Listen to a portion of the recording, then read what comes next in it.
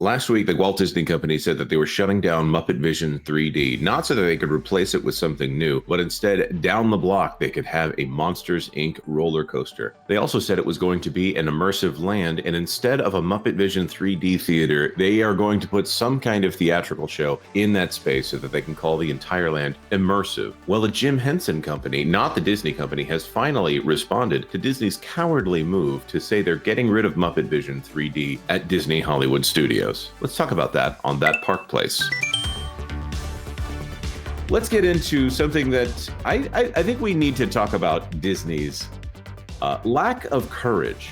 Now, they have the courage to demolish things. Someone within that company wants to get rid of things like Rivers of America, or I don't know if you heard about this, MuppetVision 3D, but they don't have the courage to actually tell people on Twitter. Also comes up the fact that Snow White, they didn't release that trailer on YouTube or on Twitter. Now, did they release the Lilo and Stitch trailer, which, by the way, pretty good? They released that one on YouTube and Twitter, didn't they? Or sorry, X. They did. So what's wrong with that Snow White there? I don't know. Yeah, you do. Yes, I do. Jim Henson, though, the Jim Henson Company responds to Disney destroying the last of Henson's legacy with MuppetVision 3D. So, Marvin, do you go into the situation with accounts like Scott Gustin and the difference between the Disney Parks blog and where they publicly announce things in this article? No, I do not. Okay, well, then let's... This is mostly focused on the Henson Company's response, and then I make a point that might be good to touch on about how they have eliminated almost just about everything that Michael Eisner put in place with Disney's MGM Studios with the destruction of MuppetVision.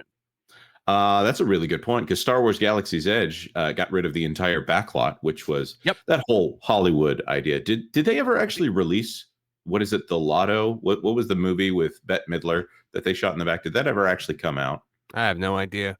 But the last vestige of MGM Studios is going to be left will be the Twilight Zone Tower of Terror, which is under constant threat of being reimagined, and the Indiana Jones Epic Stunt Spectacular, which everybody just assumes is on borrowed time. Well, I think the fact that Indiana Jones, they are putting in an Indiana Jones ride at Animal Kingdom, and they have a show that directly references the conflict in World War II, because we're trying to play nice with the algorithms on this theme park channel here. I wonder if they're actually going to have the guts, the cowardice. I don't know which of the two it is, in order to get rid of the Indiana Jones Stunt Spectacular whenever they do their third Indiana Jones ride vehicle experience over there at Animal Kingdom. The fate of Michael Eisner's original vision for MGM Studios, now Disney's Hollywood Studios, now rests with Ariana Grande. Man, what a world we live in. The Jim Henson Company has responded to Disney. Disney did not put anything out on social media except for their announcement on the Disney Parks blog. The only reason that Twitter is aware of what is going on with MuppetVision 3D is, of course, sites like this. But on Twitter, it's very specifically Scott Gustin and his Twitter account, which I don't think that's run by the Disney Company. Just going to flat out say that. I think Scott is his own thing, but there is something strange going on where he'll come up in surveys to say, where did you learn about this Disney announcement? And they'll add Scott Gustin as one of the items down there on the bottom of the surveys. And when something unpopular happens, he tends to be the one to announce it. So there are sites like this, there are accounts like this that will end up taking the flack, as opposed to the Disney Twitter account that just wants to release TikTok-style videos of Mickey and Minnie meeting in the park and things like that. Also, apparently, the Henson Company was not told beforehand that MuppetVision 3D would be getting the axe. We, of course... Why would they be? Right. This is the clip that we often use on this channel when Disney announces something new at the parks. Where,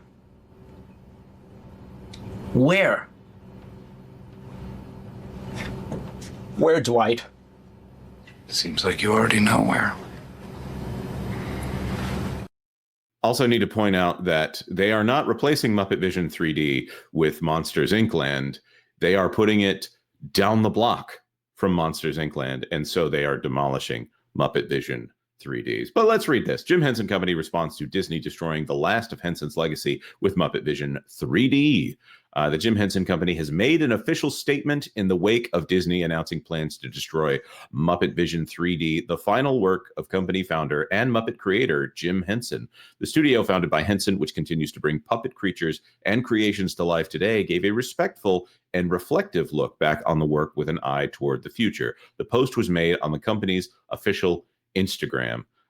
Jim Henson's final project was MuppetVision 3D, now regarded as a true theme park classic. The company, now owned and controlled by Jim's kids, said in the post, innovation was always Jim Henson's North Star, and his trailblazing career led him to a unique challenge, a truly immersive Muppet experience where audiences are part of the happy chaos of the iconic Muppet Show. Originally debuting in 1991, MuppetVision 3D combined 3D technology with real-world practical effects alongside animatronic and live Muppet characters. The result was a one-of-a-kind Jim Henson experience and an unforgettable capstone to Jim's magnificent career. As we learn of the show's upcoming closure in its current form at Disney's Hollywood Studios, we look forward to MuppetVision 3D's next act. It seems like there's a lot to unpack in that statement. Marvin, do you know where this article is going? I want to give you the first opportunity to pull out any details you'd like. Well, they offered a sliver of hope at the end there that they might be doing something, and the Disney Parks blog had said something also about making efforts to preserve MuppetVision, but everyone is latching on to this and trying to say, oh, they're going to move it, they're going to put it in the launch bay, they're going to put it in this empty theater or that empty theater, because there's so many empty theaters that exist, so many empty spaces that exist within Disney Parks right now. They're not doing that, guys. They're not going to spend money to preserve this. They're going to take it. They'll revamp it a bit. Maybe they'll film like one of its final shows to get the in-theater stuff, but it's going up on Disney Plus. That's all you're going to get. Which is probably the best thing that Disney Plus could do at this point. And I'll say the things that I'm a fan of on Disney Plus are the things where they're actually talking about Disney and referencing Disney well. The Mandalorian is not part of that thing that I'm talking about here. I'm talking about things like the Imagineering story, or the things where they go into historic Disney, even Beyond the Attraction, that show that was made by Nacelle Entertainment and The Rock. And I think the only reason it happened because they wanted to praise the Jungle Cruise before that really, really not great Jungle Cruise movie came out. That's the things that I go to Disney Plus for. So maybe I'm not the target audience, except that I'm a father with children and they have Bluey on there, because that is the only thing that you would want Disney Plus for.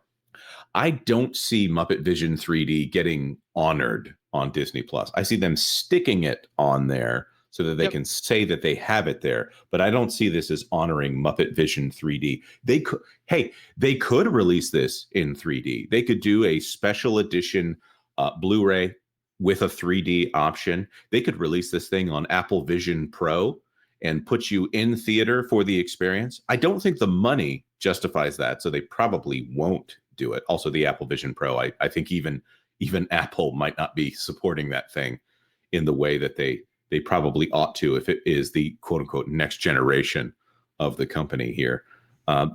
Culture, you have many thoughts on MuppetVision. What do you think is going to happen next?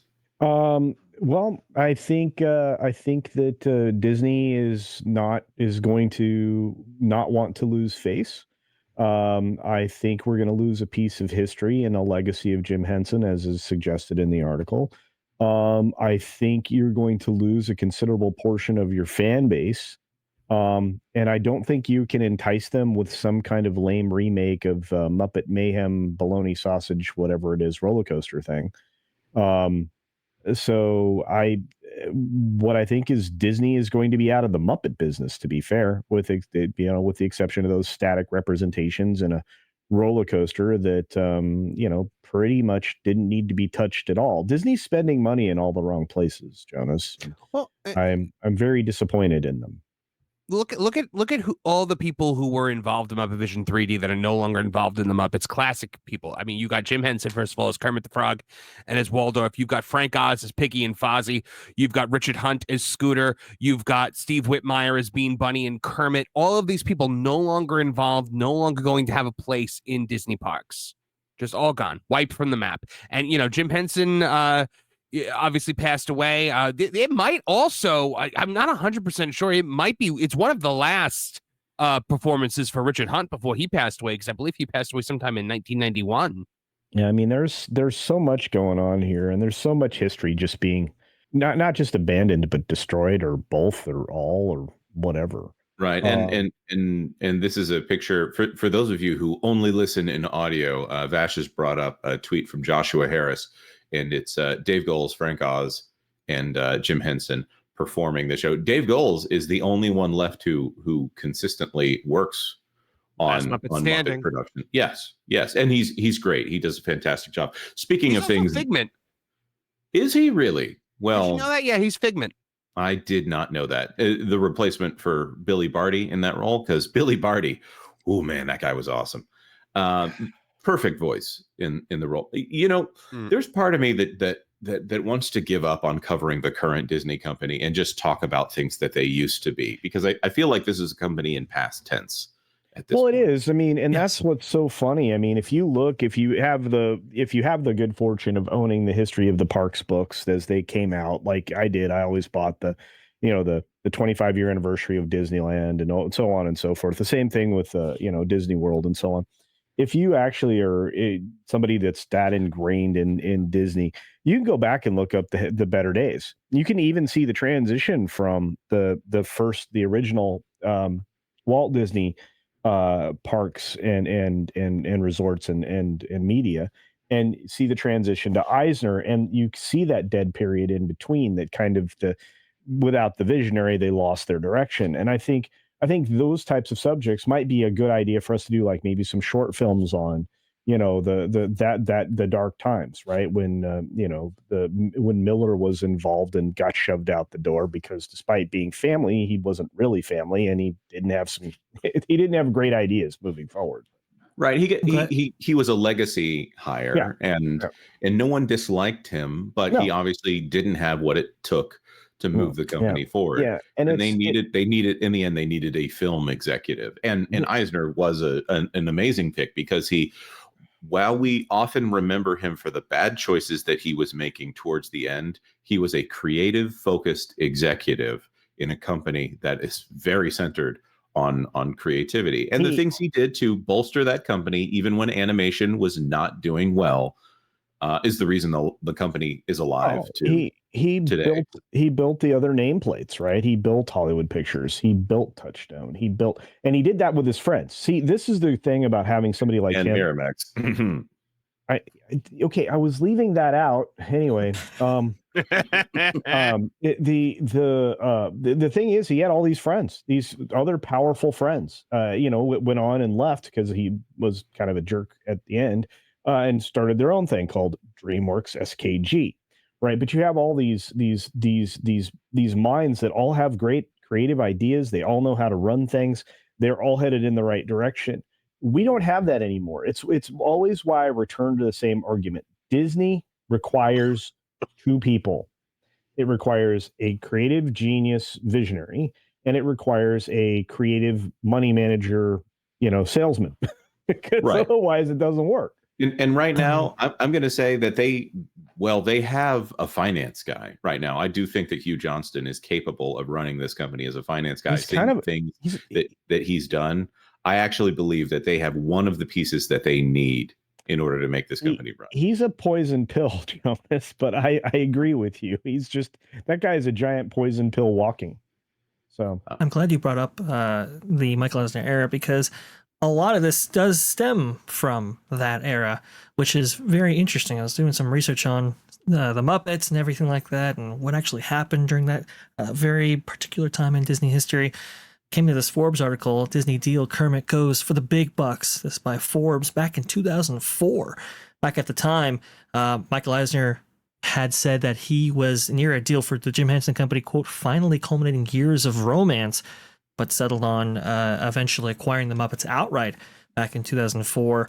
A lot of people at the time felt that this was a deal to stave off, well, what happened with Comcast at the time, putting in a $49 billion all-stock takeover bid around this time period. And some people were suggesting that this was an effort, like I said, to stave this off. And so I think when Jonas brings up kind of the modern Walt Disney Company, we know that Bob Iger, looking at his predecessor or his predecessors, he's had some indifference towards that if he didn't actually acquire or do the things to put the company in the position that it is in now. So that's why, he doesn't necessarily reference, or a lot of the company's materials don't reference what went on before him. And so I can see maybe some, I don't know if it's animosity, but maybe some indifference towards the Muppets because, that was Michael Eisner's thing. It's not my thing. 100%. You're seeing the animosity toward studios as a whole. I mean, Bob Iger, under his reign, has reshaped Disney's MGM Studios so far away from what Michael Eisner had originally envisioned for it that it's in no way, shape, or form the same park anymore. And by the way, I want to address something that was just said in the chat, saying that the Muppets didn't draw crowds. I work from the parks very frequently. I'm there at least once a week, a lot of times in Hollywood studios. And one of the places where I choose to work is sitting right in front of Pizza Rizzo. The Muppets still draw crowds. You might think they don't. That theater is full a lot of the time, and Pizza Rizzo is packed. Once you get to lunchtime, Pizza Rizzo is packed. And that's despite the fact that they've lowered the signage. They've made it to where you actually have to be looking for it in order to see it. They've kind of taken it off the path a little bit here because you're going between Star Tours to Galaxy's Edge. It's very obvious that something is there with Galaxy's Edge, and they've made it to where you have to kind of go out of your way just a little bit in order to see what's going on with MuppetVision 3D. They've allowed the foliage to overgrow in that area as well, but that's another thing. And it's also took the hot air balloon away. Yeah, and it's also despite the fact that Pizza Rizzo's pizza tastes like cardboard with bad marinara sauce. Oh, they took that down because of Galaxy's Edge, didn't they? Yeah, because of the sight lines. They took it down. Right, that, right. That's important that they make sure that no one be disturbed while they're buying their overpriced lightsabers that are probably not as good as theory sabers. Nobody should be disturbed while they pretend to be interested in what Rey is doing over by the X-wing. Yeah. So we should probably put a button on this because we're going to be talking about the state of the parks and the state of the company again with our next story, which is Bob Iger's saving throw for the company. It could actually work, this one. It won't save the IP from the company, but it might keep the coffers lined for at least a few more years. Now, do we think that they're actually going to do something respectful for the Muppets? I mean, the funny thing that none of us have brought up is Rock and Roller Coaster and the fact that they have said that they're going to put you kind of mentioned it, but we didn't really say what's going on with the Muppets as in, no, look, here's the thing they're going to do. This is the Muppets being saved. Fair enough. Go ahead, Culture. Go ahead. No, it's just you get this Muppet Mayhem failed thingy-majiggy from, there it is, television. And as long as they keep that Lily Singh person the heck out of here, then maybe this will be not terrible. But this thing goes by so fast, you have to have big, static, visual items that I don't think translate well into the Muppets. Muppets are loud for sure, and they have, amazing eye-catching colors. But I don't see how this is going to translate non-verbally inside this building. I also, like I said, you're going to get to see a great Muppet film of Dr. Teeth and and in the band and everything. But what you're not going to, that's going to be it. That'll be the last of the Muppets, and it'll be a screen.